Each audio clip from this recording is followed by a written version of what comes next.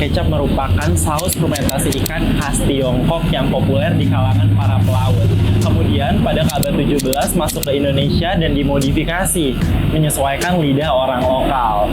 Nah, makan tongseng dan nasi goreng tak lengkap rasanya jika tak ada rasa gurih dan manis dari kecap. Kira-kira seperti apa ya proses pembuatan kecap? Yuk simak terus prosesnya dari nol. Bentar, saya makan dulu ya.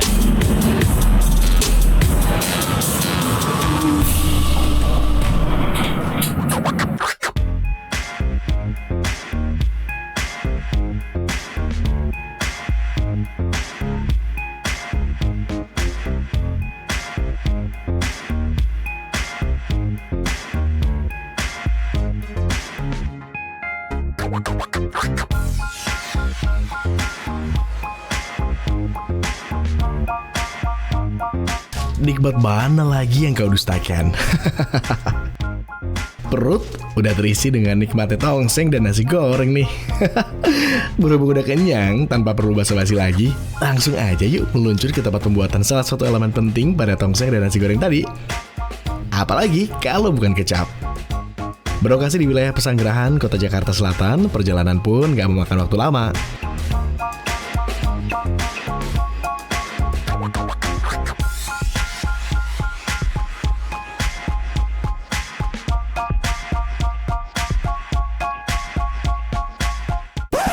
Eits, tapi tunggu dulu. Sebelum mulai bikin kecap, first thing first adalah menyiapkan bahan baku utama kecap ya. Apalagi kalau bukan kedelai. Kecap yang diproduksi dengan resep turun-temurun ini menggunakan kedelai hitam kualitas unggul dan menolak menggunakan kedelai hasil rekayasa genetika atau GMO. Meski harganya bisa 30% lebih mahal dari kedelai biasa. Dan yang paling penting, berasal dari lokal. Kami Kecap Korma berkomitmen hanya menggunakan produk lokal berkualitas seperti kedelai hitam yang non-GMO, bahan baku lainnya dan rempah-rempah alami. Kami peduli dan berkontribusi dalam meningkatkan ekonomi dan melestarikan lingkungan. Untuk menjamin kualitas, kami melakukan pengecekan secara berkala, baik dari segi fisik maupun mutunya. Dan selalu kami menyimpan bahan-bahan baku itu dengan menggunakan metode manajemen sistem, ya, di mana diharapkan dengan semua cara-cara modern itu kualitas yang dihasilkan akan mendapatkan kualitas yang cukup baik dan higienis dan serta tetap menjaga resep dari yang warisan nenek kami. Nah, udah pasti terjamin kan kualitasnya? Kalau gitu, langsung aja yuk ngintip proses pembuatan kecap yang udah eksis selama 3 dekade ini. Halo Pak, selamat pagi. Pemirsa, ini merupakan Pak Suwito. Pak Suwito merupakan salah satu staf di Kecap Korma ini dan kita akan mengambil kedelai hitamnya dan kita akan mengambil sekitar 8 karung karena sehari kita bakalan produksi kecap korma diolah kedelainya 200 kiloan. Oke, kita langsung ambil aja yuk.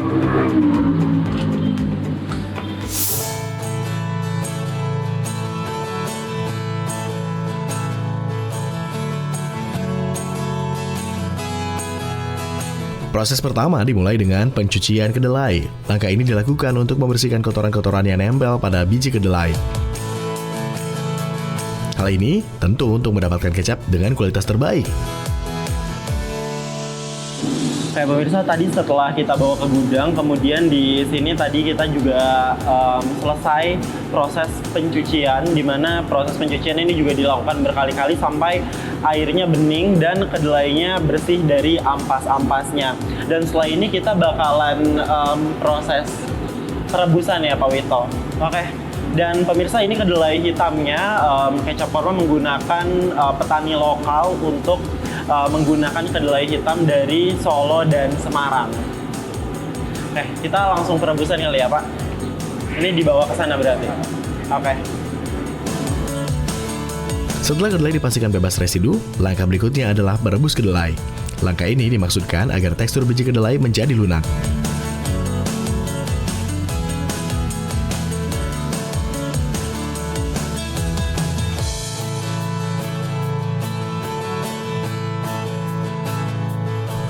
Seperti dalam pembuatan tempe, sebelum diberi ragi, kedelai mesti dalam kondisi benar-benar dingin ya. Suhu yang masih tinggi bisa membunuh jamur dan menggagalkan proses fermentasi.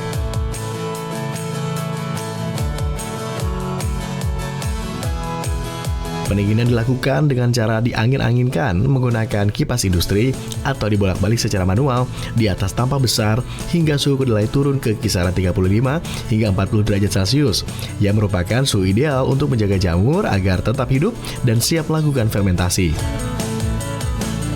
Oke, jadi setelah tadi direbus sekitar 4 jam, Pak, kita masuk ke proses penirisan. Penirisan ini di berapa lama, Pak, kira-kira di kipas-kipas kayak gini? Sekitar 15 menit. 15 menitan. Jadi untuk dikipas-kipas atau ditiriskan seperti ini tidak terlalu lama, sekitar 15 menit, baru disimpan di ruang fermentasi pertama. Di suhu ruang ya, berarti di ruang penyimpanan fermentasi itu berapa lama, Pak? 7 hari. 7 hari. Itu prosesnya cukup memakan waktu juga karena disimpan di suhu ruang sekitar 7 hari. Dan setelah itu, setelah ini selesai, proses selanjutnya apa, Pak? Di fermentasi kedua. Di fermentasi kedua. Dan saya juga sempat riset-riset cari tahu bahwa di ruang fermentasi pertama dan kedua ini proses kedelainya dikawinkan. Iya. Betul ya? Oke. Setelah ini kita bakalan ke sana ya, Pak, lihat-lihat. Oke. Kalau udah dingin nih, kedelai dicampur dengan ragi jamur, Aspergillus oryzae. Proses fermentasi sendiri berlangsung selama 7 hari dalam kondisi ruangan hangat dan lembab hingga muncul lapisan putih jamur yang menutupi biji kedelai. Tahap inilah yang disebut dengan koji, hasil fermentasi kering yang menjadi dasar rasa kecap.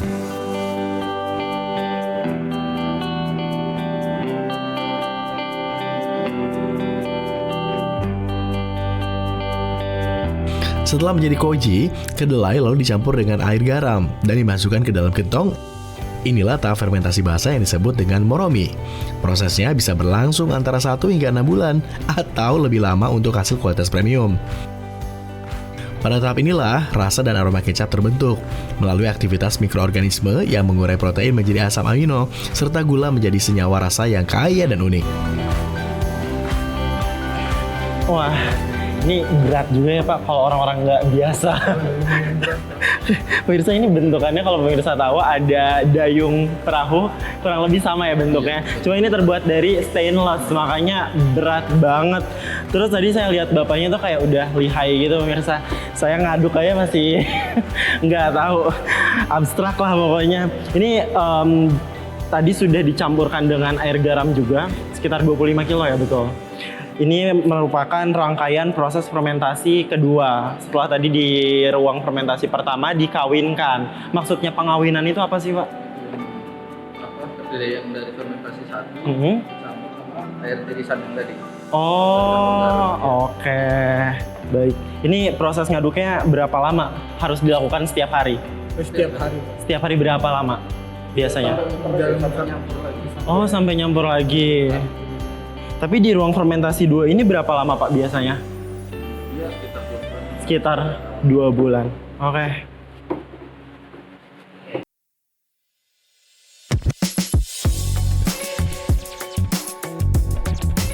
Setelah proses fermentasi selama berbulan-bulan, cairan berwarna coklat kehitaman dengan aroma khas ini lalu disaring. Tujuannya untuk memisahkan ampas kedelai dari sari kecap.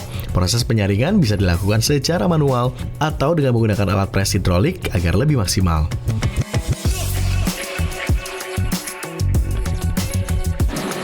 Pemirsa, jadi ini merupakan proses penyaringan. Pak, saya boleh coba kali ya? Oke.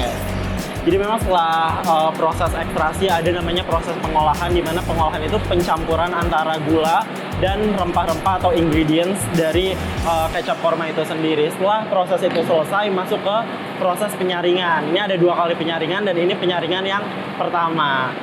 Ini ampasnya nih, pemirsa. Ada. Ampasnya ditaruh sini ya?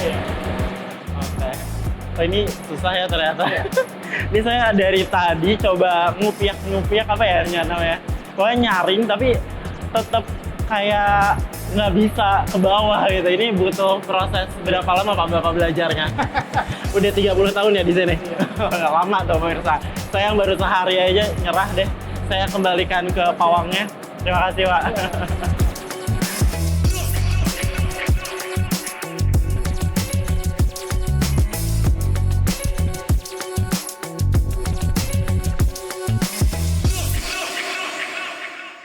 Berwarna pekat dan beraroma kuat, sari kecap direbus kembali untuk mematikan mikroorganisme.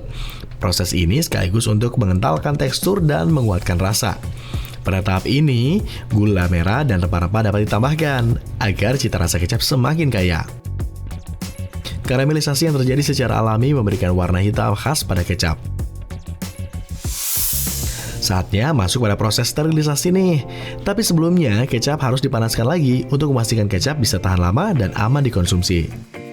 Ternyata lezatnya rasa kecap nggak bisa didapat secara instan ya. Perlu proses panjang dan teliti. Tapi gimana ceritanya ya? Kecap ini bisa bertahan puluhan tahun di tengah gempuran produk kecap dari industri besar. Dan bagaimana pula awal mula cerita usaha kecap ini bisa berlangsung dari generasi ke generasi? Kecap Korma ini berdiri tahun 1948. Ini didirikan oleh nenek kami, Ibu Khadijah Assegaf. Ini semua berawal setelah kakek kami meninggal. Nenek kami yang biasa kami panggil ibu, itu berjuang untuk menghidupi 8 orang anaknya. Di saat ekonomi keluarga mulai memburuk, di saat ekonomi keluarga kami ya susah ya, itu nenek mensiasati untuk membuat kecap dari resep ibu turun-temurun ibunya. Untuk apa? Untuk makan sehari-hari, makan nasi, makan tempe pakai kecap, makan nasi pakai kecap, makan telur pakai kecap. Nah, dengan tujuan semua itu supaya sehat dan berhemat. Ngomong-ngomong, apa ya hubungan antara korma dengan bumbu masakan yang telah ada sejak ratusan tahun ini? Nah, ini lucu ceritanya. Jadi paman kami, salah satu putra dari Ibu Khadijah, mencoba mendaftarkan beberapa merek ke Dirjen Haki. Nah ternyata ditolak karena sudah terdaftar. Dengan kondisi itu kemudian beliau berinisiatif mencoba nama Korma dengan harapan ya supaya diterima, dan ternyata belum ada yang mendaftarkan. Nah, akhirnya kita menggunakan nama Korma, dan di situ juga beliau tahu bahwa korma itu kan manfaatnya sangat besar. Dengan harapan kecap korma juga membawa manfaat untuk masyarakat. Gitu. Berbicara tentang produk lokal, kita sering mengira kalau produk seperti kecap cuma bermain di pasar dalam negeri. Tapi ternyata kecap korma sudah merambah ke pasar internasional loh. Rasanya yang khas dan proses semi-modern tradisional yang dipertahankan membuatnya dilirik oleh pasar luar negeri.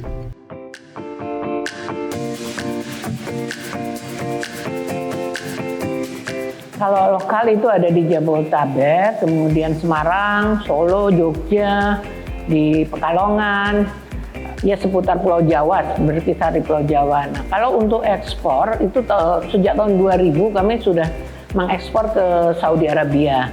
Nah, juga ya beberapa kali ke Jepang gitu. Nah, kami sangat berharap warisan leluhur ini dengan proses yang kami yakini cukup sehat, cukup halalan toiban, kami bisa mengembangkan lebih masif lagi di pasar Nusantara, sehingga konsumen-konsumen yang memang punya keinginan untuk menikmati kecap sehat dan kecap baik bisa mendapatkan dengan mudah di tempatnya mereka. Kecap rintisan keluarga Assegaf ini punya keunikan lain loh, yaitu menjaga komitmen keluarga untuk menyisihkan 2,5% dari penjualan kecap masuk dalam program infak. Artinya, dari total penjualan produk, ada porsi yang disalurkan untuk membantu masyarakat yang membutuhkan. Sebuah bentuk bisnis berbasis nilai. Gak cuma mengutamakan keuntungan materi, tapi juga mengedepankan nurani dan rasa peduli. Nah, kamu juga punya suatu kebiasaan untuk memberikan kecap itu kepada tetangga-tetangganya. Memang beliau senang sekali berbagi. Setelah ternyata tetangga-tetangganya menyukai kecap korma, timbullah ide untuk bagaimana ini bisa dijual. Nah, saat itulah mulai kecap korma dipasarkan, dan alhamdulillah sekarang sudah dipegang oleh generasi ketiga.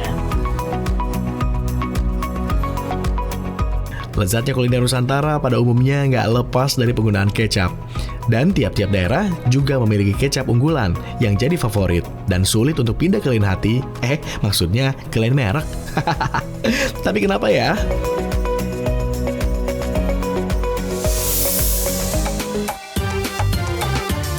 Daripada penasaran, mending langsung aja tanyain pada ahlinya. Yap, seorang juru masak yang namanya udah nggak asing lagi dan terkenal dengan gaya kungfu chefnya yang unik. Inilah dia, Chef Muto. Kecap setiap daerah atau dapur Indonesia wajib ada karena kecap sendiri adalah produk Indonesia asli dan bahan dasarnya juga dari Indonesia asli. Kebetulan setiap daerah itu pasti menggunakan yang namanya kecap. Di samping kecap ini bisa buat marinasi, buat cocolan atau buat dimix dengan masakan. Kecap ini juga kandungan gizinya bagus untuk proteinnya tinggi. Kemudian ada beberapa kecap asin, kecap manis. Itu juga digunakan untuk marinasi, kemudian cocolan dan juga dimix dengan makanan. Meski berdasarkan penelusuran sejarah kecap berasal dari Cina, tapi baik kecap manis atau asin udah jadi identitas pada nyaris seluruh kuliner asli Indonesia.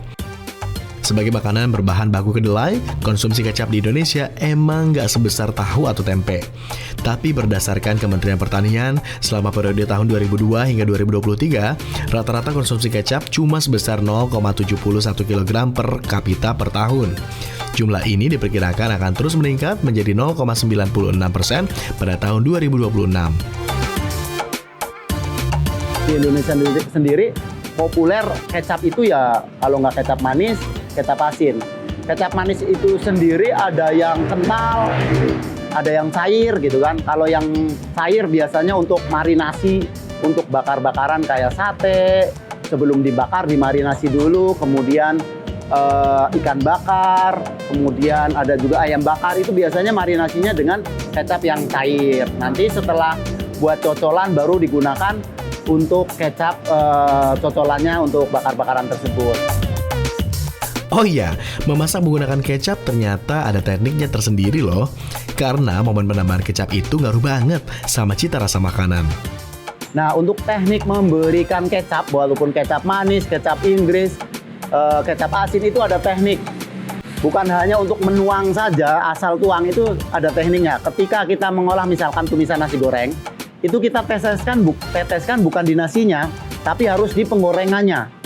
Jadi ketika penggorengan panas, kita teteskan di situ, nanti baru kita olah. Jadi aroma dari kecap itu akan mencampur lebih smoky, lebih berasa nasi gorengnya. Kemudian misalkan tumisan-tumisan sayuran ataupun ayam itu juga sama. Teknik mengolahnya tidak dikucurkan di itemnya atau di nasinya. Lebih baik di penggorengannya supaya tetesan itu menimbulkan smoky atau aroma yang mencampur dengan makanan. Nah, itu akan menimbulkan atau menghasilkan rasa yang lezat atau istimewa.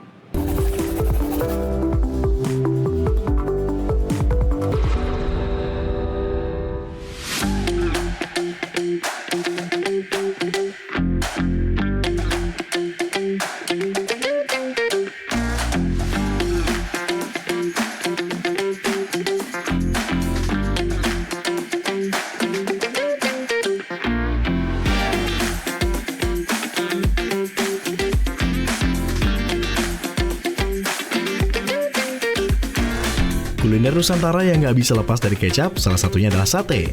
Secara umum, kecap yang pada awalnya diproduksi di Solo, Jawa Tengah ini bisa ditemui di mana aja. Tapi, kecap ini juga secara khusus populer banget di kalangan pedagang sate Madura, terutama yang ada di Jakarta. Kok bisa gitu ya? Pernah nggak nyobain kecap tapi rasanya itu beda, kira-kira nggak pakai kecap itu? Pernah. Jadi ada kecap kayak yang bukan khusus kecap sate ya, kecap biasa ya, ada komplain dari customer lah, kan tumben di kecapnya karena kan pas kecap stok akhirnya bisa telepon untuk pesen kecap nggak seperti ini. Kecap dengan kualitas ekspor ini emang punya 3 varian produk. Salah satunya kecap khusus sate yang memiliki racikan bumbu khusus. Ditambah lagi waktu fermentasi selama 3 bulan semakin memperkuat aroma yang memberi cita rasa khas pada sate. Jadi pakai kecapnya kecap apa Pak biasanya? Korma. Kecap korma? Iya. Oh, kenapa Pak pilih kecap korma? ya mungkin lebih cocok gitu ini. Jadi rasa sama ini kentalannya gitu. Ternyata bumbu berbasis kedelai ini punya penggemarnya sendiri ya. Pantas aja mereka nggak pernah bosan buat mengeksplor aneka menu dengan basis bumbu kecap. Salah satunya ini nih. Sebentar, apa? Ayam cuan-cuan? Iya, nggak salah denger kok. Pemirsa, setelah kita capek-capean di pabrik bikin kecap, nggak afdol rasanya kalau kita nggak ngolah kecapnya Arfa. Ini namanya Arfa by the way. Halo. Arfa ini pecinta kecap pemirsa. Jadi kalau makan apa-apa pakai kecap, makan ayam goreng pakai kecap. Betul, yang kata kamu aneh kalau makan ayam goreng pakai kecap. Bahkan aku makan bakso, bakmi, semua itu harus ada kecapnya. Orang Jawa aja jadi harus ada manis-manisnya. Oke. Hari ini kita mau masak apa Arfa? Hari ini kita mau masak asam-asam ayam, tapi keluarga besarku itu bilangnya ayam cuan-cuan. Ayam cuan-cuan. Ternyata aku juga baru tahu kalau kita search itu nggak ada namanya ayam cuan-cuan, tapi adanya asam-asam ayam. Iya, kenapa cuan? Cuan itu? Jujur saya nggak paham ya, apakah cuan means money ataukah cuan means kecut, aku nggak tahu. Bisa jadi. Oke, Arfa, langsung aja. Without any further ado, langsung aja kita masak. Kita masak. Dari namanya aja udah bikin penasaran ya. Oke, kalau gitu langsung aja yuk masak menu yang resepnya juga udah diturunkan dari generasi ke generasi ini. Jadi kata Teguh, untuk masak ayam cuan-cuan atau asem-asem ayam ini, kita goreng dulu ayamnya sebelumnya. Dan potongan ayamnya juga jangan terlalu besar. Ini aku bikin 1 ekor ayam dipotong 12. Terus semua bahan-bahannya ini diiris-iris aja, nggak usah di blender atau nggak usah diulek kayak gitu. Di sini kita ada bawang putih, bawang merah, terus ada lengkuas, sereh. Sama sebenarnya harusnya pakai belimbing wuluh yang asem banget, tapi karena lagi jarang, nggak tahu kenapa lagi susah banget carinya. Jadi kita kasih tomat hijau gitu untuk pengganti si belimbing wuluh itu. Terus ada daun salam juga, dan si asem-asem ayam ini sebenarnya konsepnya pedes manis. Jadi bukan yang kayak manis yang Japanese cuisine yang kayak gudeg manis banget itu, tapi dia emang sebenarnya ada hint pedes bener. Jadi dia pakai 2 jenis cabai, ada cabai keriting sama ada cabai rawit merah ya gitu.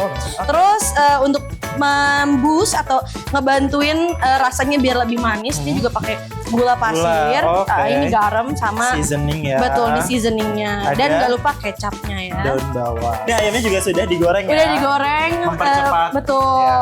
Sekitar kayak 3/4 matang gitu kali 3/4 matang. Oke. Step yang pertama kita akan nyalain dulu kompornya.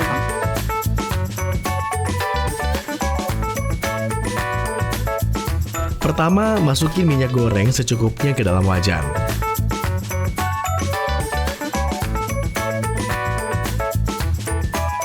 Kalau udah panas, langsung masukin aja bumbu kunci seperti bawang merah, bawang putih, cabai, daun salam, serai, dan lengkuas. Tumis semuanya hingga mengeluarkan aroma harum yang menggoda. Lalu tuangkan air secukupnya ya. Masukkan potongan ayam, lengkapi dengan seasoning, dan yang paling penting, ini nih pemain utamanya. Apalagi kalau bukan kecap. Selain memberikan cita rasa manis gurih yang khas, kecap juga berfungsi sebagai penyedap dan pengembang rasa. Kayaknya semua bahan udah tercampur rata ya. Udah full protein juga. Jadi supaya lebih segar, tambahkan tomat juga ya, yang bisa jadi sumber serat.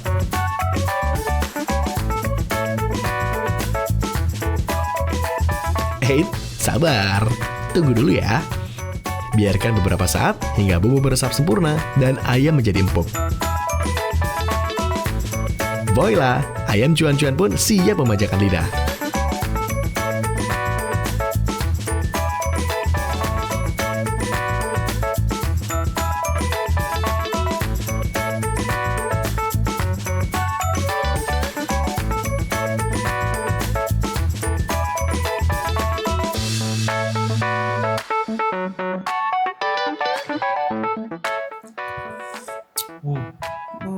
Wow. So good. kuahnya kan tadi kita juga ngerebusnya agak take time ya. Betul. Dan Dengan dia api sampai yang kecil juga. nyerap. Benar. Rasa kuahnya juga wah luar biasa sekali. Betul. Enak sih. Overall dari kuahnya kerasa karena tadi juga banyak di awal bumbu-bumbu rempah-rempah Betul. semuanya masuk dan semuanya keluar pemirsa. 10 out of 10. Makanan nggak cuma sekedar membuat perut terisi dan kenyang. Makanan merupakan bahasa universal yang bisa menyatukan siapapun, dimanapun, dan kapanpun. Selamat mencoba resepnya ya.